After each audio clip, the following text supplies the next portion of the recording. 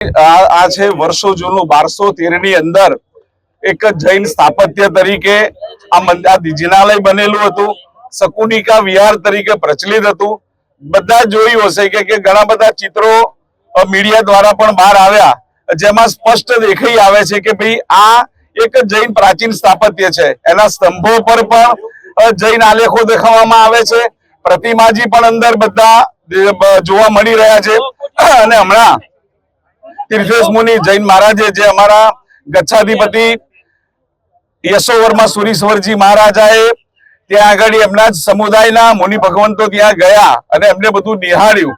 એટલે સ્પષ્ટ પ્રમાણે જૂના શાસ્ત્રો દસ્તાવેજોને પણ મેળવતા એ ખ્યાલ આવે છે કે ભાઈ આ પ્રાચીન એક જૈન સ્થાપત્ય છે।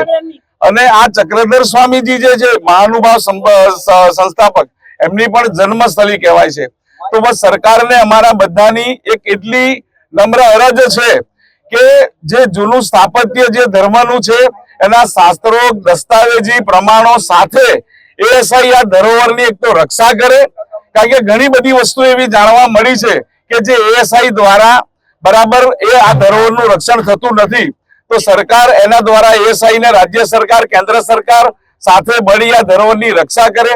અને બીજું, આ ધરોહર જૈન ધર્મના પ્રાચીન સ્થાપત્ય છે, એ સ્થાપત્ય માટે આગળની એક કાયદાકીય કાનૂની પ્રક્રિયા કરી અને જે સમાજનું આ સ્થાપત્ય છે એ સમાજને આ સ્થાપત્ય પરત કરવા માટે સમગ્ર હિન્દુ સમાજ, સમગ્ર સનાતની સમાજ સાથે રહી અને સહયોગ આપે અને સરકારનો પૂર્ણ સહયોગ મળે એમને આશા છે। સરકાર સહયોગ આપશે અને જે સાચું છે એ કરે એ અમારી માંગ છે।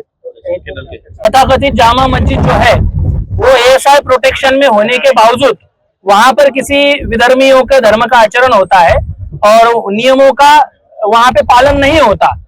आज का जो ये हमारा हस्ताक्षर मोर्चा है, हस्ताक्षर अभियान है, उसका समापन जिलाधिकारी महोदय को हस्ताक्षर देने के बाद होगा और इसी के लिए सभी हिंदू समाज यहाँ पर इकट्ठा हुआ है कि भाई वहां पे नियमों का पालन हो। क्या मांग है मुख्य रूप से? हमारी एक ही मांग है, भारत में सभी को अपने अपने धर्म का, सभी को अपने अपने धरोहरों की रक्षा करने का अधिकार है। इतिहास किसी का भी मिटना नहीं चाहिए, धरोहर किसी की भी बदलनी नहीं चाहिए और उसी मांग को लेकर हम सब हिंदू समाज जिलाधिकारी महोदय को मिलने जा रहे हैं। स्वामी जी, आपके मुताबिक मूल स्वरूप क्या है? किस चीज का? जो अभी वहां पे जो वास्तु दिखती है वो तो हिंदू धरोहर की मूल स्वरूप दिखाई देती है। ऐतिहासिक जैन मंदिर श्री चक्रधर स्वामी राष्ट्रीय धरोहर संरक्षण समिति के माध्यम से आज बड़ी संख्या में कलेक्टर को ज्ञापन देने का कार्यक्रम है। थोड़े रोज पहले जनमत संग्रह अंतर्गत जो हस्ताक्षर पत्र एकत्र किए गए थे भरूच जिले में, भरूच में और महाराष्ट्र के कई जिलों में, उस हस्ताक्षर को भी उस पत्र को अर्पण करने का मूल रूप से आज कार्यक्रम है।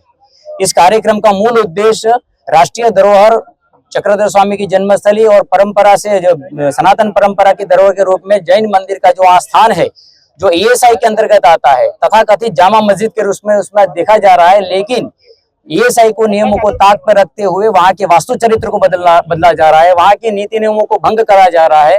तो उस नीति नियमों का पालन करना मूल समिति का उद्देश्य है और इस ज्ञापन का उद्देश्य भी आज यही है।